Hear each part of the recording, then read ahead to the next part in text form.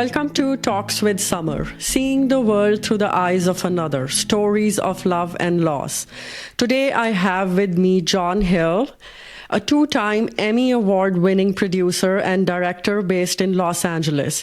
He's currently the director of creative video at Fox Sports Digital and the creator of Above the Clouds, a deeply personal feature film inspired by his own journey through loss and healing. The film is streaming on Amazon Prime. It reminds us how humor and creativity can transform pain into strength. Welcome, Jon. Tell us a little bit about yourself. Oh, well, thanks. First of all, thanks for having me. I'm honored to be here. I'm always appreciative of people who allow me to talk about the stuff I get to do. And my film Above the Clouds, which you mentioned is streaming on Amazon right now. So very excited for that. But yeah, I've been a filmmaker basically my entire life. The last 10 years, like you said, I've been doing sports at Fox Sports Digital, traveling the world, covering the biggest sporting events in the world, like the Super Bowl, the World Series, the World Cup, having quite a fun adventure doing that.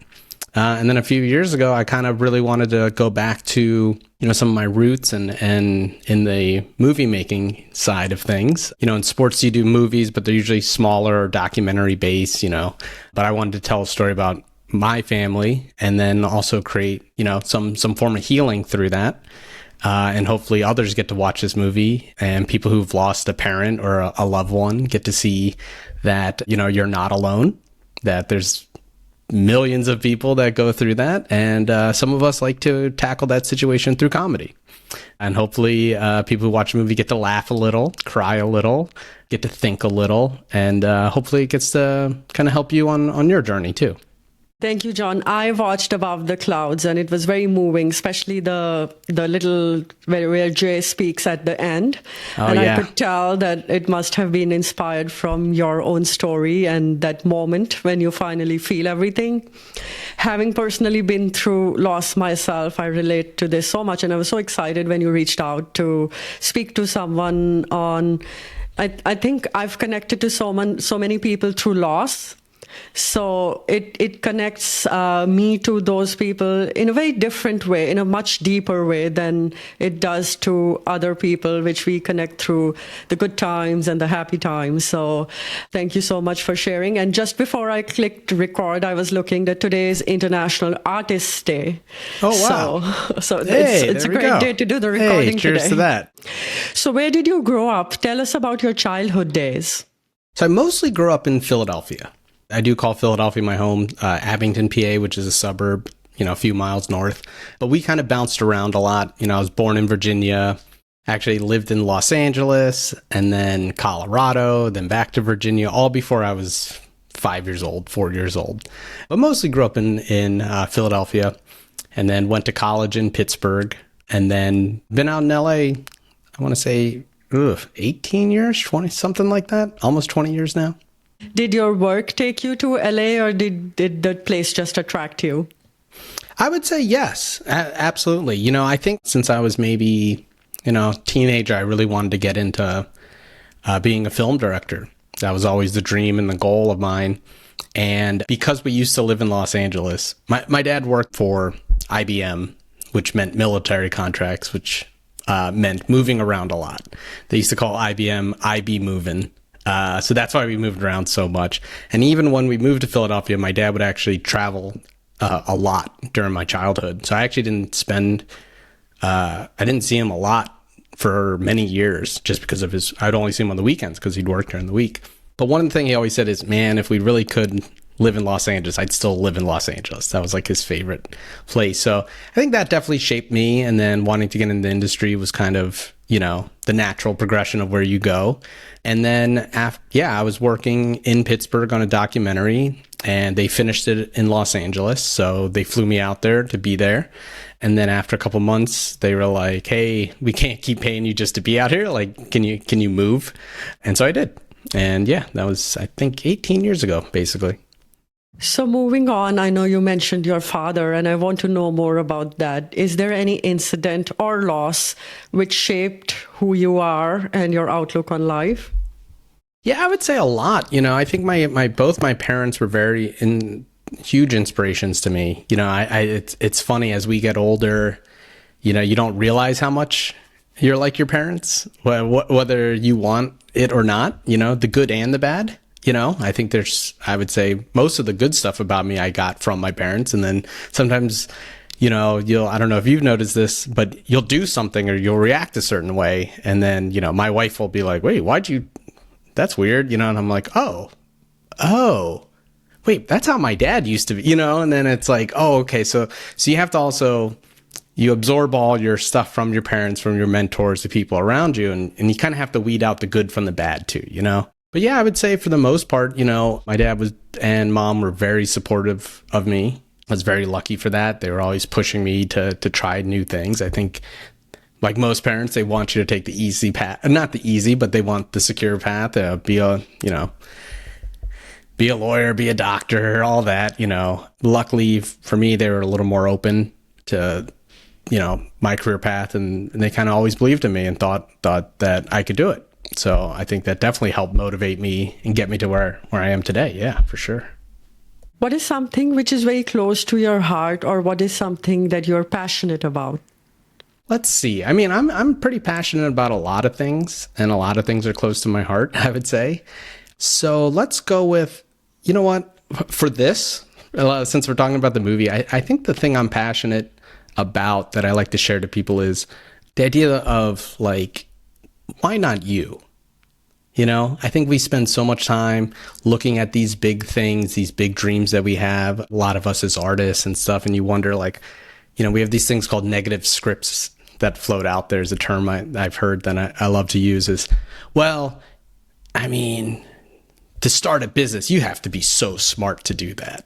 And it's like, well, you don't really. You know, or like, oh, to be an artist, you have to be this, or you have to be this, or only, you know, oh, he must have got lucky, or you must have had rich parents to do. And a lot of that just isn't true, you know? So this idea that like, why not me? Why, if there's going to be a great film director, if there's going to be someone out there that makes a really good film that people enjoy, why can't it be me? You know, why can't all our dreams come from us, you know? So I think that's one thing that I'm very passionate about is, you know, not only believing in yourself and having these dreams, but also manifesting them by putting in the work, putting in the discipline, putting in the effort. You know, I think a lot of people just have dreams, which are just dreams, but to actually work at them and to put yourself forward, I think you can accomplish them. I tell people this all the time. One of my favorite things to do is speak with young college students or fresh out of college kids who are, you know, don't know the next step of this crazy career. And, you know, I always say, like, look, make a plan and start walking towards it. The universe will get out of your way. You know, the universe wants you to succeed. It actually does. I believe so. But you have to make that plan. You have to walk towards it. And sometimes you go in the wrong direction. You know, it's okay. We all take detours. We all find ourselves, hey, wait a minute. Wasn't I supposed to go over here? And how did I end up over here for so many years? That's fine. But then just reset, have that moment to yourself and say, hey, I need to keep walking in this direction. And I think too, in particular for artists, you know, we don't quite have the same plan as everyone else. You know, I tell people, like, look, I'm not a doctor, but I'll ask a group of kids, like, if you wanted to be a doctor, how do you become a doctor? And everyone will go, well, you probably go to med school, right? Because, well, yeah. So you probably have to go to regular school. You have to get good grades. You go to undergrad, then you go to med school, then you go to get your residency somewhere, and then you become a doctor. Like, even someone who's not a doctor knows how that happens. But someone who's a film director, if you ask them, how do you become a film director? They'll say, I don't know. There is no, you know, like how Spielberg and Tarantino did it versus Sean Baker versus myself. We're all going to have completely different paths. You know, there is no one way for an artist to reach that. You know, it's just not set up that way, which is one of the reasons why I love it, which is the reason why I need to do it. That's who I am. I don't like simple answers. I like the journey. I think the journey is the adventure, you know, or the adventure is the journey kind of thing. So why not you? You know, whoever's listening to this now, like why not whatever your dream is, whatever your goal is, like, you can do it. You are no different than some of these other people. So just go for it. I get it completely, because I am also an artist first. That's what I always say, a painter. And one of the things which always bothered me was that if I tell someone I'm an artist and they say, but what work do you do? And I'm like, really? Why do I have to do another work because I'm an artist? That's why you're saying that. But my parents were also very supportive. My father is very supportive too. And like you said, I completely resonate with that. I believe, I'm not going to name the show because I think we're going to record this, but in one of the cooking shows, in the end, when the winner is announced, they have these two locked doors, and the winner, both of them pull the doors, and whoever wins, their door opens and they're able to go through to the other side. And that's how these days I look at life, that I'm trying to go to the door, pull the doors which attract me, and the right door is going to open.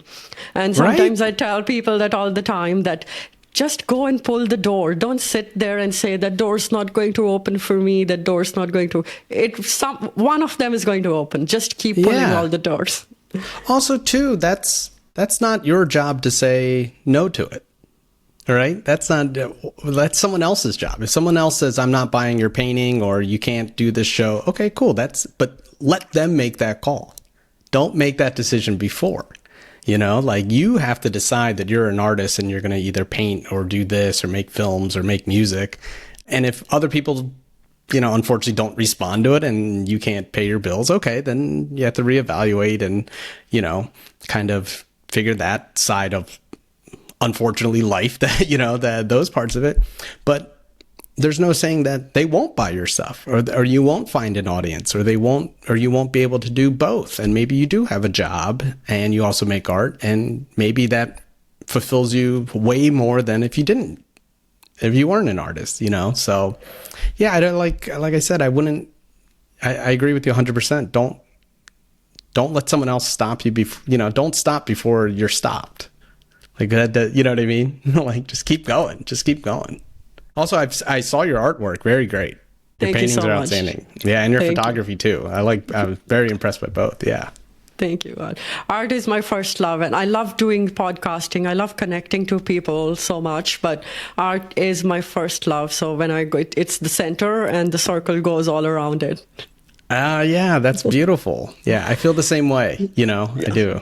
Yeah, I love connecting with people. I love talking about art. I think sometimes too, that artists, we're so, a lot of times, introverted, and we're so focused on what we do. We forget that part of why we love art, why we create art, is the connection with other people, or why did certain art connect with us, and that's why I think it's also very helpful to talk about it. I think sometimes artists can be, not everyone, but there's a subset that are a little too cool for school. They don't want to talk about their techniques and methods, their ups and their downs. But I love sharing. I love telling everyone all my failures. Yeah.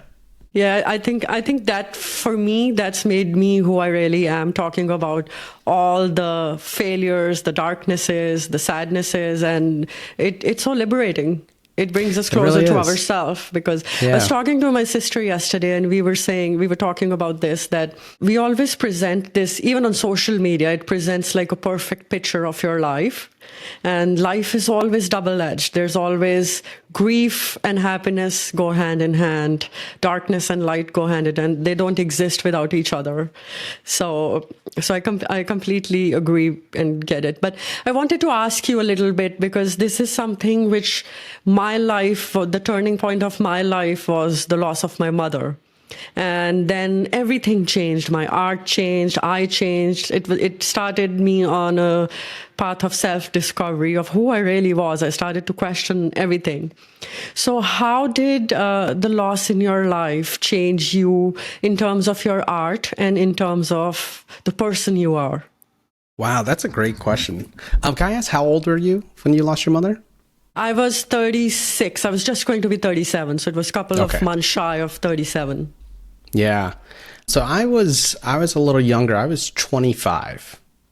And so I was like kind of coming in right into, I think, the start of, I'd been living in LA for a few years. I was kind of on my own kind of situation. And I remember my career, I just directed a spot for Nintendo. It was like the first one as like a paid a good amount of money for a major brand. And I was like, oh, okay, I'm feeling like this is a big step for me, you know? And then I got the call that my dad was sick. And I would say it's a combination of two things. One, definitely, obviously my father passing, but at the same time, I'd actually just had quit drinking alcohol. For a long time, I was drinking. Yeah, I could say I was an alcoholic. I'd been drinking way too much. And this was just coming off of, you know, college years and all that stuff and having fun. And I just kind of had one too many fun nights where I had to kind of clean my act up. And so I quit cold turkey. And that was maybe a few months after right before my dad passed. So I think those two things were a big turning point in my life, because I can't imagine how I would have handled my dad passing if I was still drinking a lot. I think it would have been, I'm not even sure if I'd be alive. And I'm not even kidding. So I think I kind of weirdly got lucky in a lot of ways, that a lot of the things that I was battling with personally, I kind of happened to fix, you know, or took a big step towards fixing it right before that.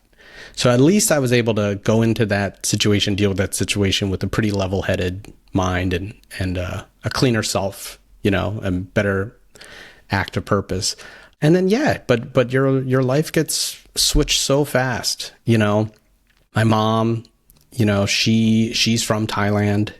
We had a house that we grew up in. So I went home, you know, we had to sell the house. My mom and dad were close to retirement before he passed. So we just decided to, you know, take the life insurance and have her leave early. I lost my dad. I lost my childhood home. My mom had moved across the world, you know, so I'd really lost a lot of things at that time. But when you're going through it, you're just kind of going through it just to get through it, you know, like so much of it. And they don't tell you this is just like, oh, now you gotta like, what's an estate lawyer? How do I deal with these things? Who do I call to do this? So we got, you know, this is a thing that my dad left unopened that I have to solve, you know, and it's so many things happening that's so fast that you don't even understand it until almost way later, you know, where, you know, I think a lot of times we think these major life moments or these major, I would say not even things like loss, but even achievements in life. Like you think like, oh, I'm going to win this award and then everything will be great. And then, you know, but it doesn't really work that way. You know, there's a whole life.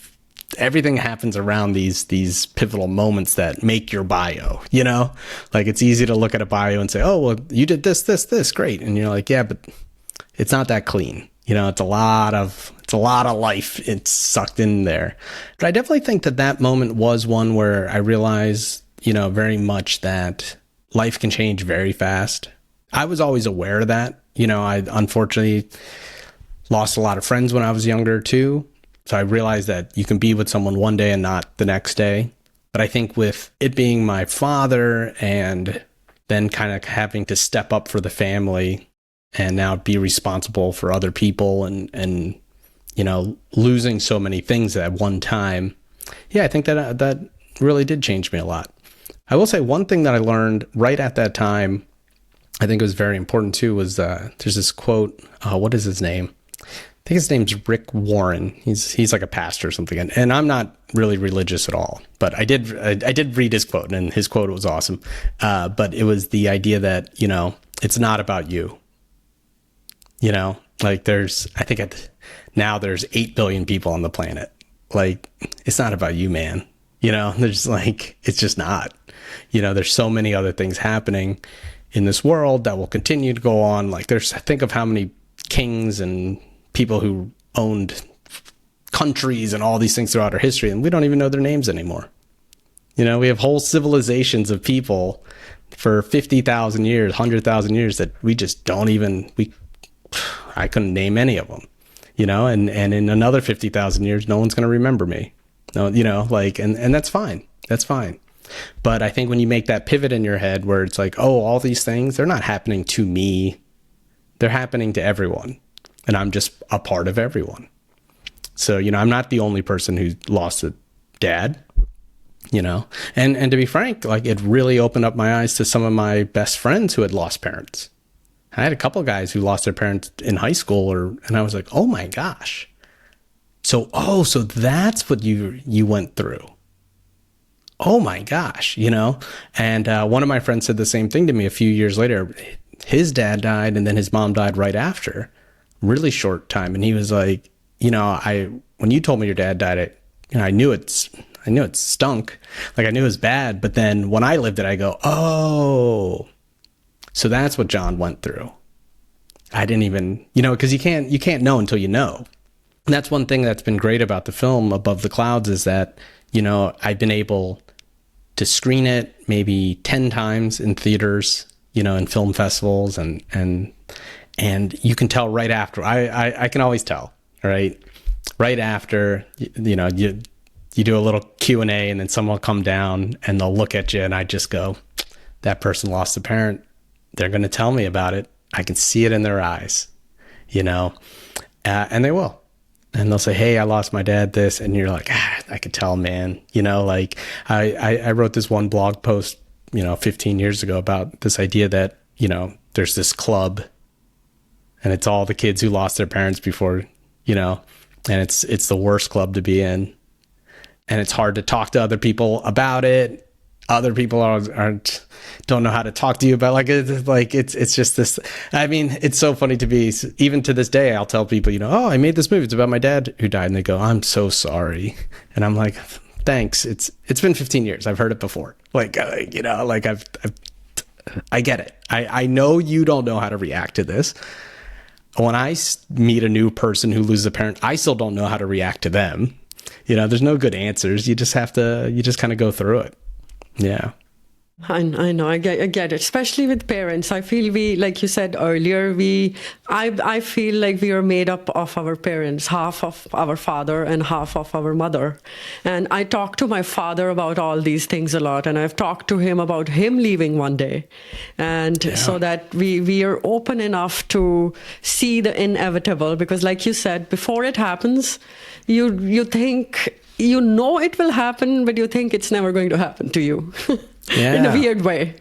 Yeah. And then once it happens to you, you just see the world differently. And in my case, I lost my older brother after 2 years, and my sister and I, through all the tough times, my father got sick too in between, and we would always think our brother would be there to help us, but we lost him too. We looked at him as the support. So it was another thing which got added on, and it became very difficult to understand when you lose two people, like you mentioned, the person, your friend who lost both their parents at one time. But I know there's no right answer. For me, when someone tells me that, the only impulse I have is that I'll give you a hug and I feel your pain, because there's never going to be a right answer. No, I tell people this all the time. There's nothing I can say that'll make you feel better or change things. The only thing I know is it does get better. After a while, it will get better. The pain you're in today is not going to be the pain you're in, months from now or years from now. I like to say pain and healing are not linear. You don't just get better every single day. You have your days that feel terrible, and then you have other days that feel great. And it'll come back around, multiple times. And, I tell people the first year is the hardest, because it's always the first year of, oh, this is the first Christmas without him, oh, this is the first season. We always go to a baseball game together. We can't this year, those. So that first year is always the hardest, but you kind of get used to the new normal, you kind of work towards it, healing yourself day by day. And then, randomly weird stuff will happen, years later I got married, and it really dawned on me. It's like, oh man, I think my dad and my wife would have loved each other.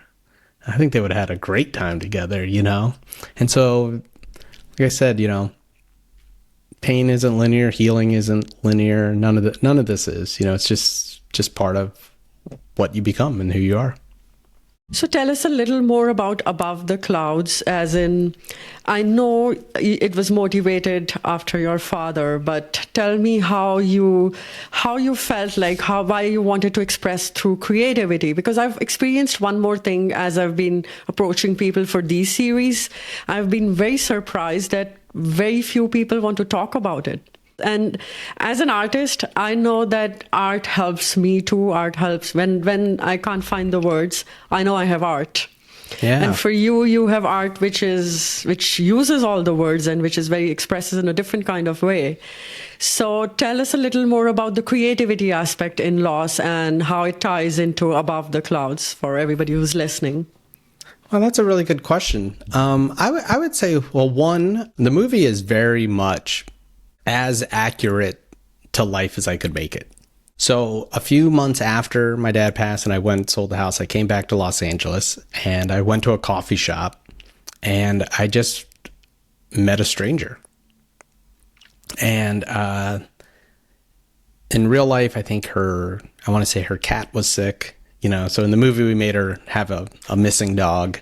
We changed some of that stuff, but that's pretty true. Like we just kind of just met a stranger that was having a tough day and we just started talking, and then kind of learned that I had lost my dad. And then we decided to kind of just spend the whole day together, and we just walked around Los Angeles and just got to know each other and got to catch up.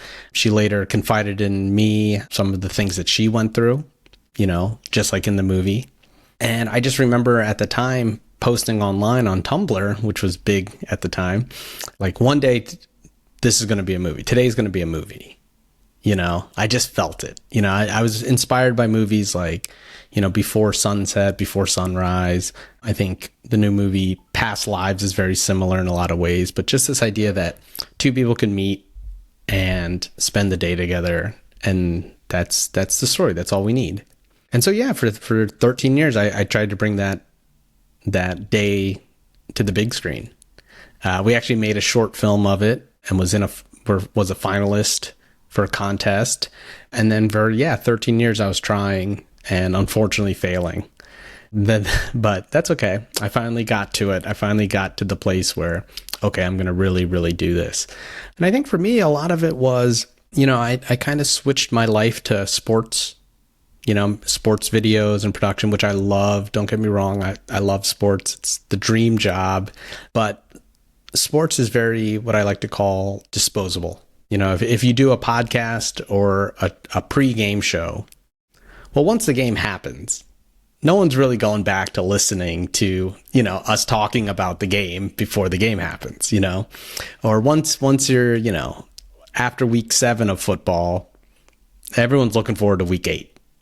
So a lot of the stuff I create, which I love making, doesn't last past the time we release it, or very rarely does, So I kind of wanted to focus on making something that I would say is my voice, my piece, where what is the piece of art that I can make that will last beyond me. Also too, at the time, I really wanted to not only share my story, but my wife's story. My wife's Korean. So we made the girl Danny, played by Kyun Kim, this incredible actress. She's on NBC's St. Denis Medical right now. She's such a star. And Chris Labadie, the star of the film, who plays Jay, really wanted to tell a story about Asian Americans going through something like this. I think so often we're portrayed in a certain way, or I hate to say we're the token of the, like, oh, we don't want to seem like our show's racist, so put an Asian person, even though it was written for a white character and only had this and all, which is, I get it. It's fine. Happy to be there. But I wanted to make something that was distinctly us, in our voice, for us, by us. I wanted to see more Asian faces on the screen, and I was tired of asking for permission, So I said, let's just do it. And if we're going to get, our motto the whole time was one film. If you asked me to make 2 films in 12 days, I don't know if I could do it. But I think if we all work really hard towards this one goal and we give it our all, I think we can make one good film. And for me, I kept saying, it's going to be impossible to make everyone's favorite movie. It's just impossible, right? There's people online right now saying that The Godfather stinks, or whatever, like no one can agree on anything. But can I make one person's favorite movie? Is there a person out there that lost a parent or lost a loved one that needs a laugh today? Is there someone that is, mixed race like me that doesn't get to see themselves on the screen talking like us? Is there people not, bringing up their family situation, their family dynamics the way that other shows can't? Like, can I make that person's favorite movie? And can I make my crew's favorite movie? Can I make my team be proud of what we made and leave the production not hating each other? It's these low budget films are tough because you're not paying everyone what they should be getting paid. You're working faster than you normally should. You don't have huge trailers and all these things, shot it at my own house, all these things. So I wanted to make an experience where they can all be proud of and say, hey, you know what? I really like the movie I worked on. Those 2 weeks, I'm happy I did that. Last but not least, can I make my favorite movie? Can I make a movie that I'm proud of? That, at the end of the day, I can go, yeah, that's what I wanted to do. My goal was to make this movie, not someone else's movie, not someone else's story, but can we put in all the jokes that I want in? Can we put in all the things, all the little references to my life and my friends? We had a great friend of mine, Craig White, pass away. And growing up, his nickname was Diesel. So that's why one of the characters' name is Diesel, So those kind of things where, oftentimes you make, and I'm very realistic with it. If I do make another movie, I'll probably use hopefully someone else's money. And that means then I'll play by their rules. If they want the character name something else because of whatever, then I'll do that. But for this movie, we didn't have to. For this one movie, we get to make it exactly how we want to make it and tell our story exactly how we want to tell it. So I really, really tried focusing on that, just let's just make the movie exactly what it is. And because it was such a personal story, that speech at the end that you talked about, that is verbatim what happened. That is literally word for word what happened at the end when I was in the hospital seeing my dad for the last time. And the irony of it is I never told anyone that story.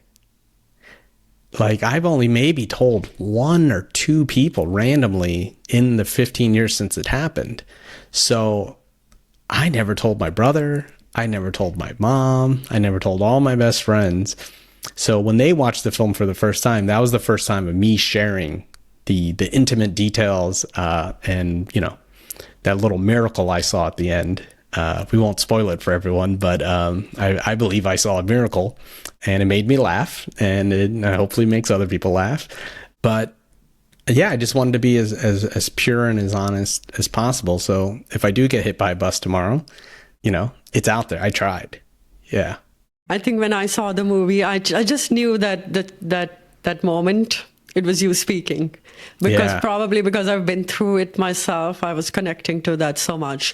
So I wanted to ask you, moving on from what you said, I personally don't know much about filmmaking. I enjoy films a lot. I love Bollywood. But what's your next project? Are you thinking of making more films? Are you thinking of making something different, something similar? I'm so curious if filmmaking is the real love, and then what's next? Because we would love to see more. Oh, well, thank you. Yeah, I think I will try to make another film. What's really funny is the whole time I was making it, it was so difficult and so stressful, and it's such a gigantic task. I had to raise this money by myself. I had to build a team. You had to cast. You had to do all this stuff. And this was during COVID too, right after COVID. So you're dealing with all that. And the whole time, I kept saying, I'm never doing this again. It was very stressful on my family too, because you get so engulfed in it, and you need to. You need to do something at this scale, at this level. Like, you really have to, become a crazy artist. I remember one time it really dawned on me, because like I was answering, we were pumping gas, and going somewhere, and I was answering emails, and I get in the car and I'm like on my phone, blah, blah, blah, looking at my wife's like, what are you doing? I'm like, I just got to send this email, She's like, no, you didn't take the pump out. I was like, what? She's like, the pump's still in. We can't drive. And I was like, oh, it dawned on me how far my brain was into the project that I wasn't even seeing regular life. And so, yeah, it was really, really stressful. And I kept saying, like, I'm never doing this again. That was part of the motto of the one film, like, just do one film, man. Do your one film and then retire, and you'll go do sports or go do something else. Like, so I was really not planning on ever doing this again. I was kind of like, let me just do it once. I had always dreamed about making a feature film. This is the one, just do it. You'll be happy. You'll tell your family story. It doesn't matter if anyone likes it or not, just accomplish it and you'll be good. And then we watched the rough cut, me and my wife. And, afterwards I kind of looked at her and said, I think I'm good at this. I think I'm actually pretty good at this, and I probably shouldn't stop, So hopefully, if people listening go to Amazon and check out and rent or purchase Above the Clouds, we'll build a little buzz and be able to raise some money for the next one. But yeah, I think there's a couple other stories in me that I'd like to tell. I have some that are very similar to this, and I have some out there ones, but I think at the end of the day, I like telling truthful, heartfelt films, and doing it with comedy, because I love people laughing. I think that's how we remember things. I do feel that pain makes us more in touch with our humorous side, and I've noticed that with friends and with myself too. I feel like I can crack jokes in the worst situations at times. Same. One of the things they say in the film world is pain plus time equals comedy. That's the saying. So yeah, I had 15 years and a lot of pain, and hopefully we're made a movie where people can laugh a little, Okay, so moving on, is there any advice you would give your younger self looking back at your life now? I mean, there's so many things, right? Like, as simple as spending more time with my family when I could, simple as, cherishing those moments. And I think I did. I wasn't like, not hanging out with my family and stuff, but I think looking back, I would double or triple the time, and so I tell people all the time who are listening, like, look, just know that tomorrow's not promised, so if you have anything holding you down, weighing you down about family members or friends or anything like that, just try your best to solve that, because like I said earlier,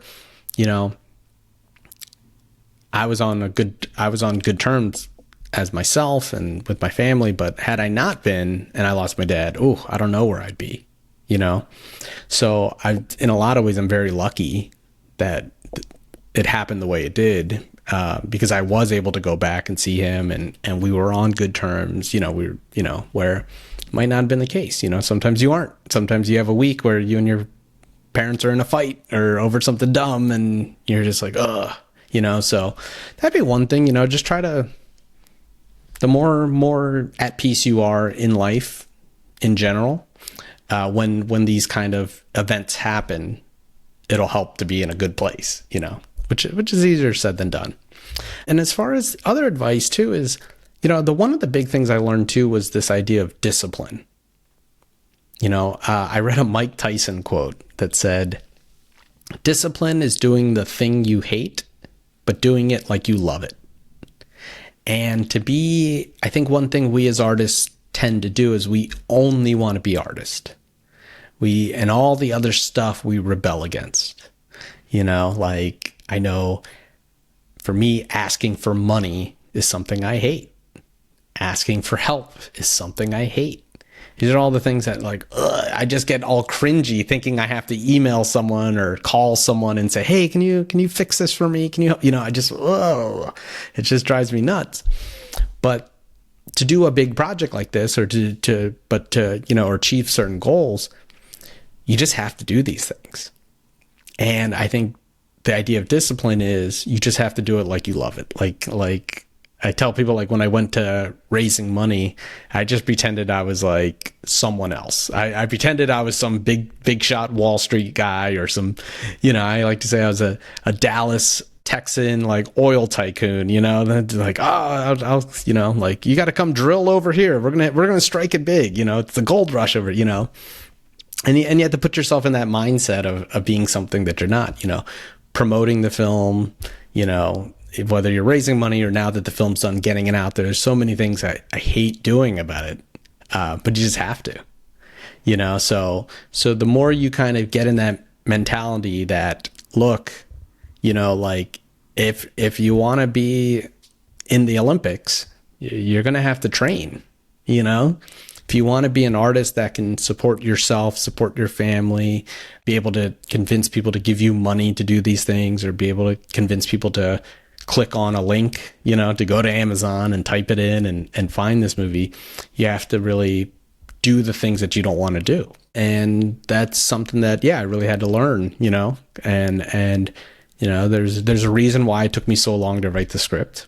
But then once I kind of figured it out that like, no, you have to write every single day, no matter what, that's the contract you sign with yourself, then you will accomplish the things you want, So like we talked about earlier, when you make your decision and you're walking your path, you have to make sure you walk, it's not enough to say like, oh, I'm going in that direction. And then in reality, you're kind of pulled over to the side of the road, just chilling on your phone, doing nothing.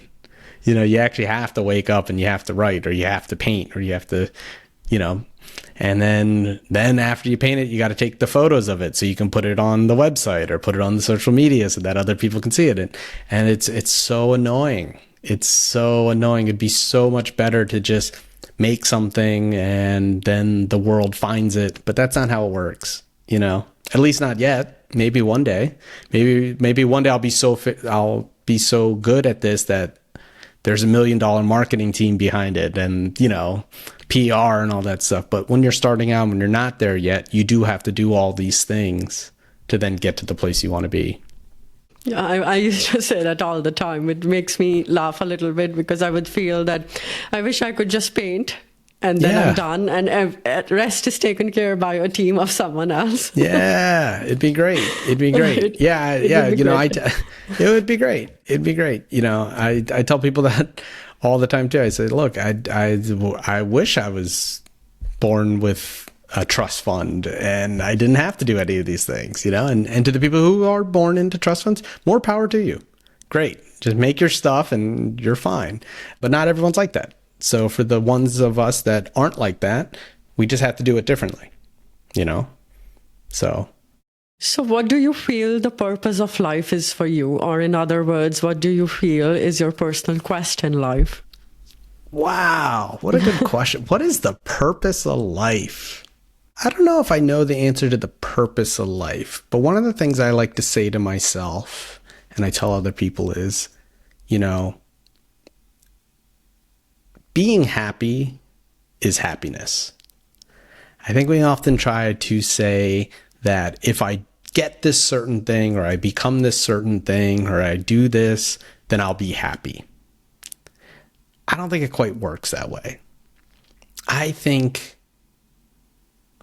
being happy wherever you are at in life, wherever you're at, is the definition of happiness. So I didn't subscribe to the idea that like, if I make this movie and we get into Sundance, then I'll be happy. I think that's the wrong way to look at stuff. If I, can marry this supermodel, then I'll be happy. Or if I get this dream job, I'll be happy. No, I think it's more of, if you're in a mindset of being happy and your mindset of enjoying the life that you're in, and that not just you're in now, but the life that you're creating for the future, that's really where you find happiness. You know, I never said, you know, once I make this movie, everything will be good. Part of it was, will I be having fun making the movie? You know, like, will I actually enjoy it? Because what's the point if you don't? You know, like, there's so many ways to make more money, you know, than this. This is how you lose your money, making an independent film, you know? But will that be the part that I enjoy about it? Is that the part that I love about it? So yeah, finding that out is like finding, how do you make even the mundane moments of your life happy? You know, like, how are you just excited to wake up every day and do stuff? And a lot of it's the big stuff. A lot of it's the small stuff. You know, a lot of it's just the way you interact with complete strangers. You know, like, I think this movie is about that. Like, I just saw a stranger, decided to talk with them. You know, as simple as that is, it's just like, oh, let's just, like, this will make me happy. This is like, let's just talk. Let's just get to know each other.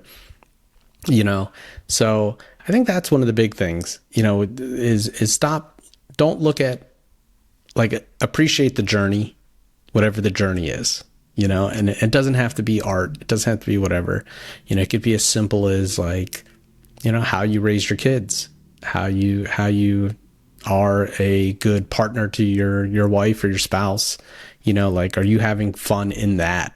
Are you having fun in how you feed yourself? You know, are you having fun when you create art or enjoy art?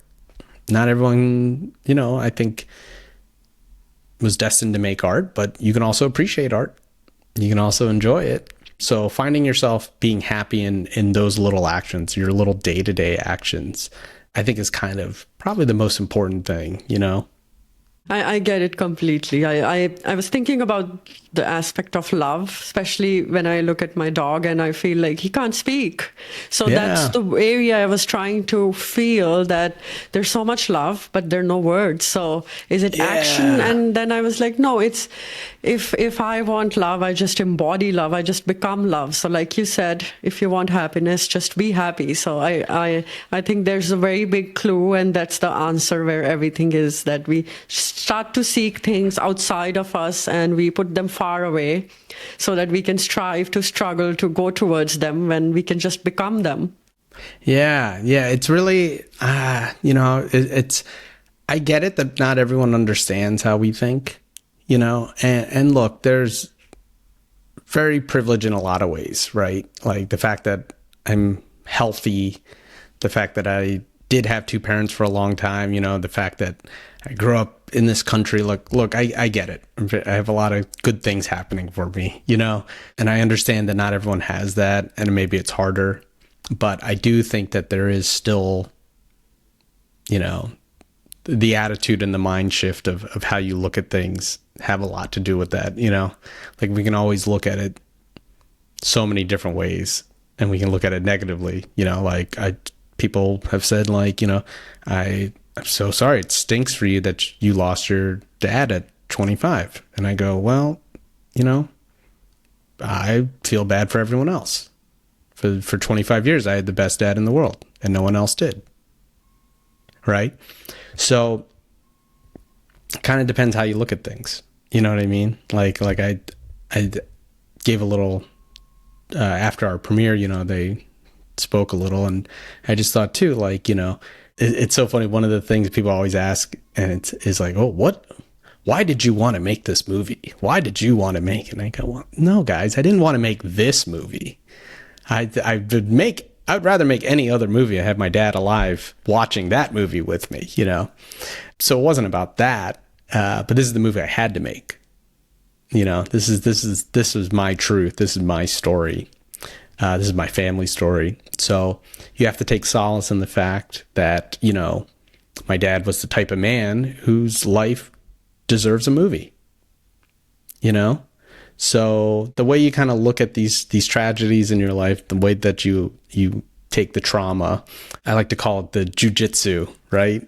Martial arts and Jiu-Jitsu, it's like you use your enemy's energy coming at you, you know, or judo, you know, they're coming at you, and you take their momentum and use it to throw them behind you, you know? So that's how I kind of look at the pain of my life. The things that were trying to stop me, the things that were trying to tell me no, I'm going to use that energy that you're coming at me, this negativity, this trauma, and I'm going to grab you by your shoulders. I'm going to toss you over my shoulder, and win because that's just how we have to do it. Yeah. If it were an ideal world, what does that look like in your eyes? I think you kind of said it earlier. I think I'd love to be a trust fund kid. I'm still waiting for this far away unknown aunt of mine that's going to drop me, hundreds of $1,000,000 so I can just make movies and chill all the time and travel the world. I think in an ideal world, I think I'm still making stuff. I would, I'm, like I said, I have this great job in sports. I love it. Like, I get paid to go to the World Cup and travel. For a guy who grew up loving sports, like this is great. And I love telling these stories. I love taking, making these movies that hopefully help people. So I think in an ideal world, I'd continue doing that. I think, maybe a little more money, because then I can do bigger projects and pay more people, like we had a crew of maybe 15, 20. It'd be great to get 60 people paid. So 100 people paid, you'd be able to create jobs for people that not only are well paying, but also fun and jobs that they respect. Like I said, I kept saying, can I make my crew's favorite movie? I'd love to be known as a director who everyone goes, oh, I loved working for him. He treated us well. We all got paid well. He never wronged us, that's, be the example, be the change you want to see in the world. Like, I think that would be an ideal world. And then hopefully that a bunch of other people are watching saying like, oh, like I can be like him. Like, and I say it all the time. I'm not particularly smart. I'm not like, say most people that I meet are smarter than me. I say that when I go to colleges, you guys are all smart. Like, I grew up without a phone in my pocket. I didn't, I only had a few books of an encyclopedia to learn. Like, everyone coming out who's younger than me is going to be better than me, has more advantages than me. The only thing is, like, I'm trying is really it. That idea of why not me, that's the only difference, is I'm out there trying and not being scared to fail. Like it's everyone could watch the story that I put my heart into and then leave the theater and go, oh, that wasn't that good, dude. Like, okay, you're right. That's the risk I took, but that's the challenge I'm up for.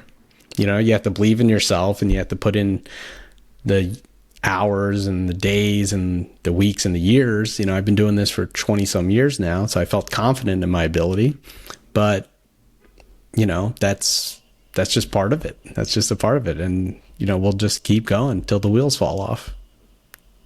So I wanted to ask you, before I move on to one of the last questions, is that since this is about loss and love, from your father's life or from your father's story, what is one thing which you would share as an example, which you learned from and which everybody else can learn from?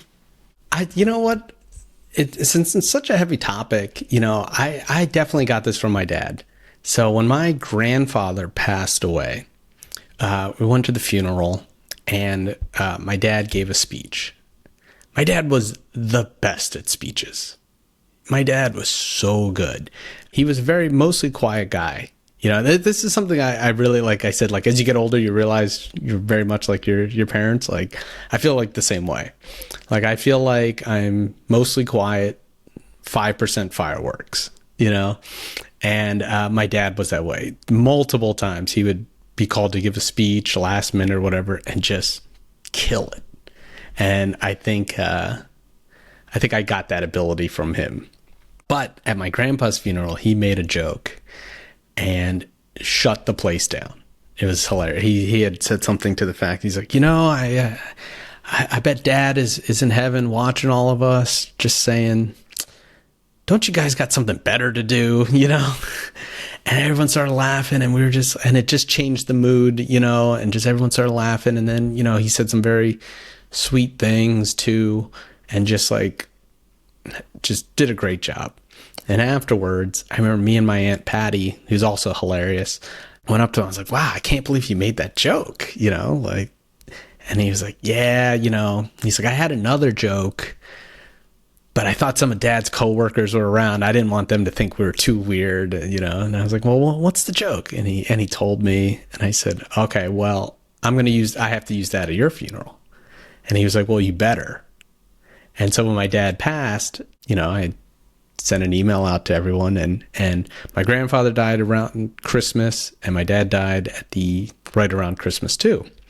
And so the joke was, my dad said he would do anything to get out of Christmas shopping, but I think this is pretty extreme, So I think hearing him know that we can laugh at death, and that he was willing to publicly make those jokes and then tell me the joke that I should use when he passed.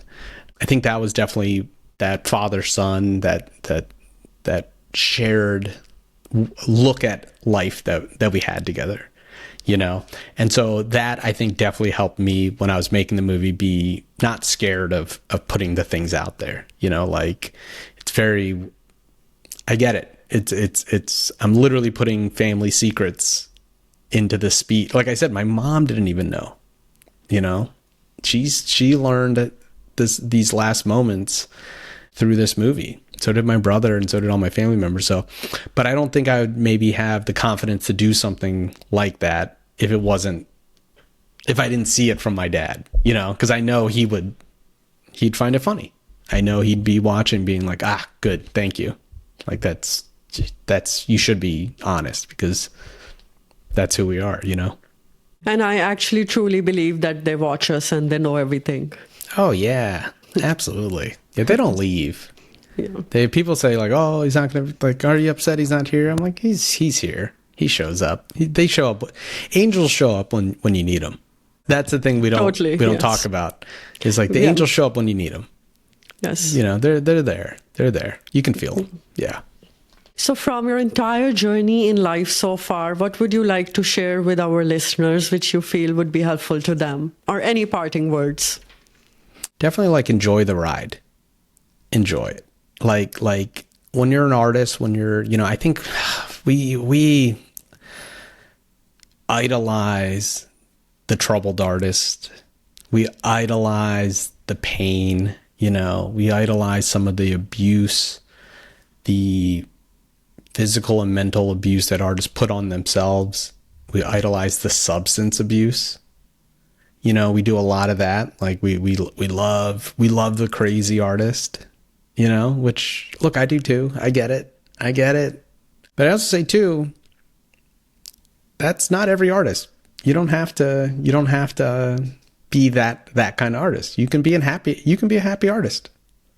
You can be a positive, sharing, giving artist that loves to talk about their art, that loves to share their art, that loves to I hate gatekeepers. So many artists don't want to tell their story or tell their, whatever. They want to look too cool. They want to be this, where for me, it's the opposite. I want people to know that I'm a regular dude from Philadelphia and Pittsburgh and living in Silver Lake for a while. Like, I was broker than everyone else, and I found a way.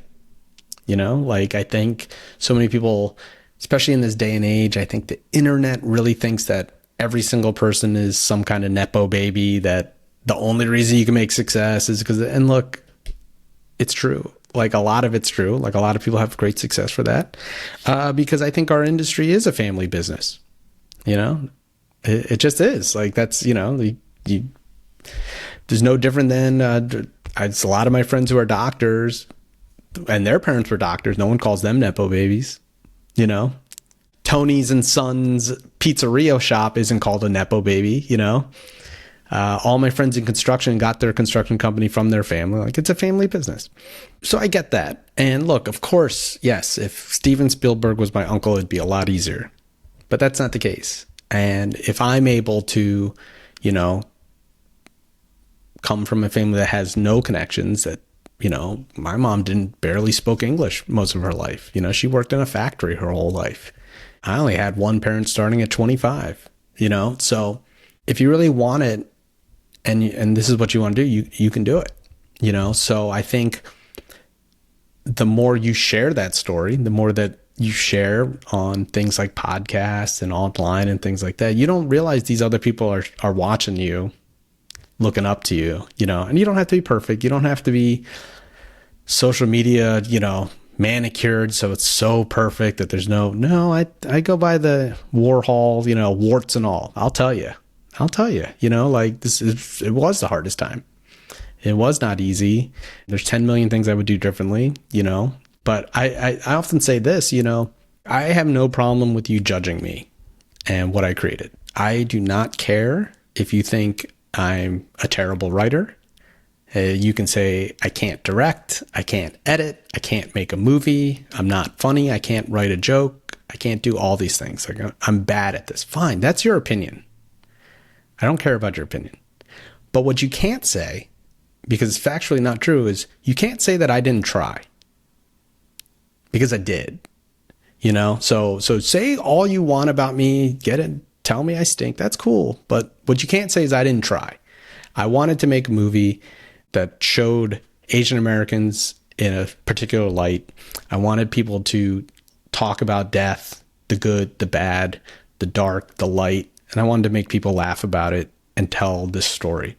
And whether it worked or not, that's not up to me. It's up to your opinion. Cool. But what you can't say is I didn't try.